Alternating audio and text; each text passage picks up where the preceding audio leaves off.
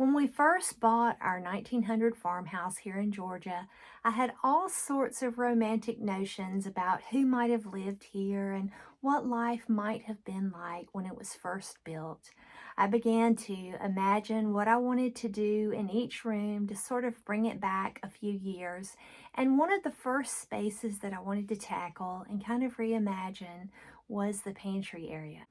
I had visions of farmhouse pantries from days gone by. I envisioned the stories of Ma's kitchen from Little House on the Prairie and Marilla's kitchen from Anne of Green Gables, and I'm sure you could name others, but all of them had that warm, cozy, vintage feel that I wanted to try to achieve in our own home. Well, with that in mind, my children were going to a classic tutorial in another town, and I had to drive them to school 3 days a week. And one day I was on the way to school when we were still in the process of redoing this home. We were still living in a neighboring town, and we were driving every evening to work on this old house. And I was driving the boys to school, and there was a home. There's a neighborhood nearby the school, and it's very old homes, and a lot of them had been restored. And there was a home that was obviously being worked on because I saw the big bin out in the front yard where they were taking things out of that home and dumping them in this dumpster. And one day, as I'm riding by, I see a glorious sight. Sticking up out of this trash bin, they had ripped out the butler's pantry, but these cabinets were sticking up out of the dumpster, and I could tell that they were pine and that they were like a V-groove beadboard with the vintage hardware still intact. Oh my goodness, I swooned, and I started figuring in my head, how can I go about getting those cabinets? Well, I talked to my husband about it, and he said, go by there, see if you can contact the contractor and see what he says about the cabinets. So I emboldened myself and I stopped by the little house. I went up the front steps and knocked on the door, and there was a sign there, and it had the name of the contractor who was doing I think it was like a flip, like they were taking all the vintage things out and redoing the house and getting it ready to sell. And the home was probably built in 1930, 1920, 1930. And so I got the number and I called the contractor and I said, hey, I love the cabinets that are in the dumpster, and I'm redoing an old farmhouse. Is there any way we could get those cabinets that you're throwing away? And he said, sure, take them, and anything else you find in that bin that you want, take it. So I called my husband, and he said, okay, we'll go pick them up. And he actually took his lunch break, skipped his lunch that day, and drove with his pickup truck. And we got in there and we took those cabinets out of the garbage bin and we brought them to our house where we were living at the time. And I scrubbed everything down and cleaned it good and painted the background color, a very similar color than it was already painted, but more in line with the colors that we were using in the dining room, that kind of minty green, this green, the minty green, that is like my signature color. And so I painted the background of the cabinets, the backboards of the cabinets, that color, left everything else pretty natural as the way it was. The sides were wood and the doors were white, and I just really wanted that vintage feel that they had. And so then after I got them all cleaned up and painted, my husband brought them out here to the farmhouse, and he had to kind of retrofit everything and make it work. There was a light switch that had to be allowed for, and so we had to cut a hole in one of the cabinets to allow for the light switch, which worked out perfectly, and it's been great. And then he built some cabinets on the sides that filled in the gaps. So I hope that you enjoy seeing my farmhouse pantry, and just know that it didn't cost us anything to build this other than time and effort. And I really don't have much money invested at all in these cabinets. We've tried to use leftover building materials wherever we had the opportunity to, and just put a lot of elbow grease in. So I hope you're inspired by it. I hope you enjoy touring it, and let's take a look at the pantry. Welcome to our farmhouse pantry. The comments that I get most often when people first see this pantry is that they feel as if they've stepped back in time. And that makes me very happy because I really hoped to achieve a look of a pantry that could have been here in 1900 when this old home was built. Recently, at a family gathering, someone made the comment that I was born in the wrong era. Well, I know God knows best, but I will say that I have always romanticized about the past. I loved Little House on the Prairie, the books, the TV show, and also Anne of Green Gables. I imagine that Marilla had baskets of pumpkins and jars of beautiful food from the garden lining her shelves in preparation to feed her family for the winter. Here are the Cherokee tan pumpkins and cushaw squash that we were able to gather from our garden this year. They also line our cabinets, which make beautiful fall decorations in my opinion. This adorable little porcelain smiling scarecrow has joined me in my fall decorations for probably the past 30 years.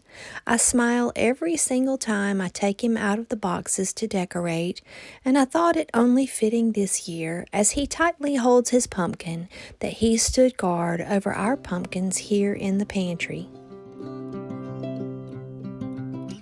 A very important part of our farmhouse pantry sits just above these cast iron skillets and this dried bundle of cotton balls from cotton that my son grew. Just above are our home apothecary shelves, and the lighting that I had here before did not illuminate the shelves adequately so that I could see what I had stored and read the labels. So we recently purchased this on Facebook Marketplace with its etched roses on the shade, and it does a great job of lighting up the shelves above. I also thought that the look of it just added to the charm and character of this little space.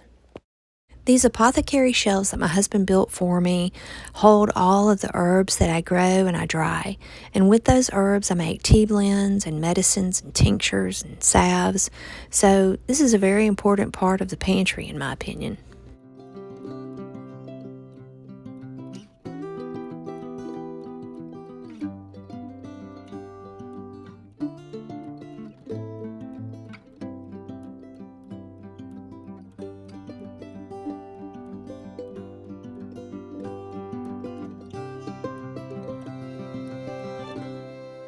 One of my favorite challenges in this pantry is to find ways to store things that is both beautiful, nostalgic, and practical. This antique basket here that someone lovingly painted orange many years ago holds my potatoes. This vintage wire basket holds the garlic that we grew in our garden this year. And that basket back in the back just reminded me of my Easter basket many years ago. To create an overall vintage feel on the shelves, I mostly use thrifted finds. I use things like mason jars, both clear and blue, old jars with clamp-on lids. Here I've even used an old dairy bottle from my hometown. I just used a cork lid on it to hold a pepper blend from peppers that we grew here. And I've also used things like crocks that did not have their original lid, and my husband made a small wooden lid that would fit so that I could use them for storage.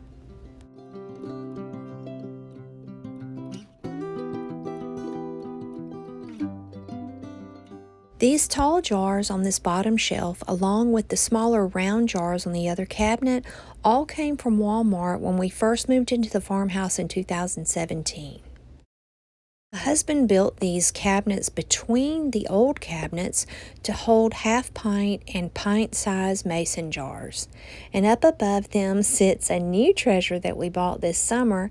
This tall mason jar with the clamp-on lid is the biggest one I've ever seen. We found it at a flea market in the North Georgia mountains this summer, and it holds our organic cornstarch.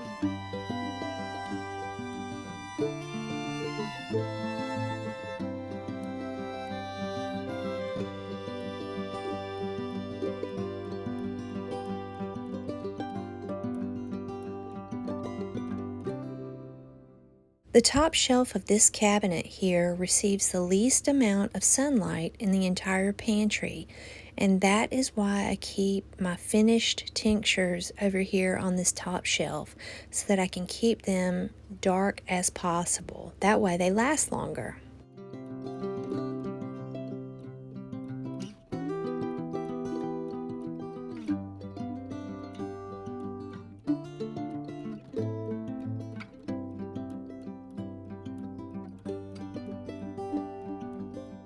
Last week I found this tiny little mortar and pestle at Home Goods, and I thought it was perfect for making just an individual tea blend for a nice cup of herbal tea on a cold winter afternoon.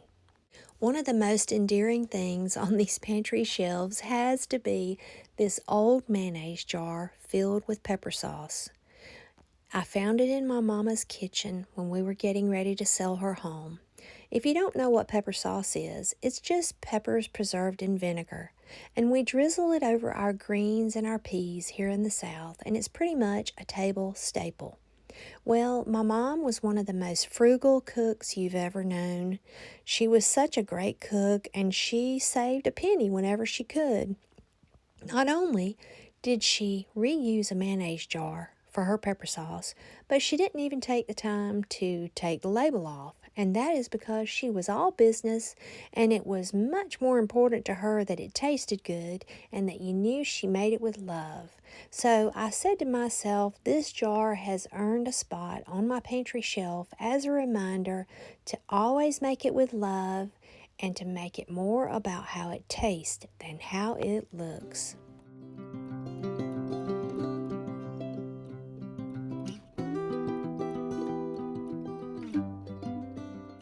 I know that sometimes my sweet husband must just think that I sit around thinking of things for him to do for us. I really don't. But when I asked him to make a trash can for us that matched the kitchen cabinets, he saw my vision and he did a great job, and I love it. Above it hangs my little antique whisk broom collection and also this sweet little copper hanging container. I don't really even know what to call it, but it's like a wall pocket, but it's heavy, it's very old, it's solid copper, but I don't know what I'm going to put in there. So if you have a suggestion for me, please leave it in the comments below and let me know what you think I should use this little container for. I located this little hand-wrought iron candlestick that hangs on the side of the pantry shelf here at a thrift store. I think I literally paid anywhere between 50 cents and $1 for it. It's extremely heavy, and I know it's very old. So I'll never light this candle. We are extremely fire careful around here, living in an old home that's basically fat lighter. We laugh saying that everything's heart pine, so it would, be pretty dangerous to burn a candle here, but I love it for aesthetics. I think it just blends with the kind of rustic look that we have going on here in the pantry. And right above it, you see this basket is a little bit blurry, but this basket here holds something very unconventional, and I'm going to be sharing more about that later in another video. But in the meantime, if you have a guess of what you think may be in this basket, it's for frugal living, definitely, but it's not something you would think you would find in the pantry area. So if you have a guess, leave it in the comments below, and I'll be sharing that in an upcoming video soon. The old drying rack that you see here was my mother's. It was a clothes drying rack, but I envisioned it as an herb drying rack and a place to hang some of my baskets. It fit perfectly over these two tall shelves. I just held it in place with a couple of small nails, and it really is serviceable and practical for daily use. As you look at it today, it's hard to imagine, but this space was just a traditional bifold closet when we bought the farmhouse. It was probably added in the early 70s when some other work was done, so what we did was just remove the doors, remove the header wall, and repair the plaster. Then we were able to install these old cabinets into their spot. I find joy in being the keeper of our home and the keeper of this little pantry. Refilling those shelves once we've used up the jars, taking those dried herbs down and putting them tightly away in jars for use later in the winter, and rehanging the baskets that have been filled with garden goodies. Those are all very enjoyable to me. You know, in this world of social media, we see so many images. Facebook, Pinterest, Instagram. And sometimes we can think, oh, I wish I had that, or I need this, or I need that. But you know, we don't need a walk in pantry. We don't need a pretty farmhouse pantry. We can just be thankful that God has given us food to feed our families. The reason that I'm so very thankful for this pantry area is because my husband went and dug these cabinets out of a contractor's trash bin. And he brought them home and he put a lot of time and energy into installing them and customizing them in this space. And his earnest attempt to make this area fit the vision that I had for it is so special to me. That is really why I enjoy this space. I love parts of our home that have a story and that carry memories.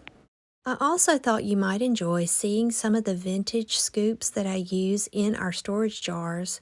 This one in particular with the red handle proudly has inscribed "Made in the United States of America," and I thought that was precious.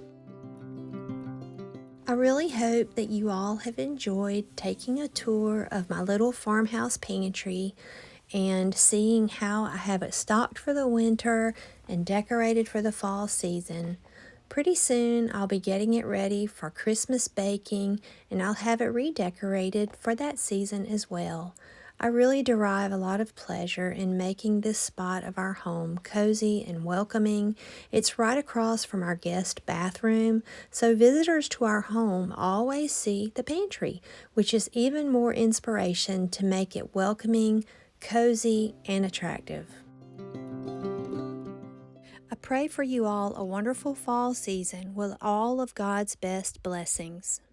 As always, keep home sweet, and may the good Lord bless and keep you until the next time we meet.